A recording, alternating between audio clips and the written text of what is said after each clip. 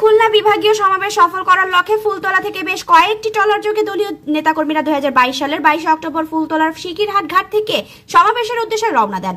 প্রতিমধ্যে ওত পেতে থাকা আওয়ামী লীগ দুষ্কৃতিকারীরা পূর্ব পরিকল্পিতভাবে শটগান, কাটা রাইফেল, বন্দুক, পিস্তল, রামদা, চাইনিজ কুড়াল রড, জিআইপি পাইপ, চাপাতি, বোমা ও লাঠি দিয়ে আক্রমণ করে নেতাকর্মীদের ওপর হামলা চালায়।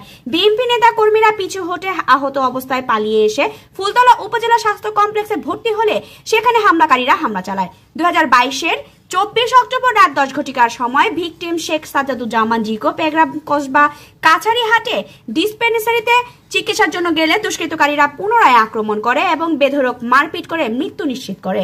ভিকটিমের মৃত্যুতে সেই সময় থানায় মামলা করতে গেলে মামলা গ্রহণ করতে অস্বীকার করে বিধায় 29 সেপ্টেম্বর SM মনিরুল হাসান বাদী হয়ে ফুলতলা থানায় একটি হত্যা মামলা দায়ের করেন।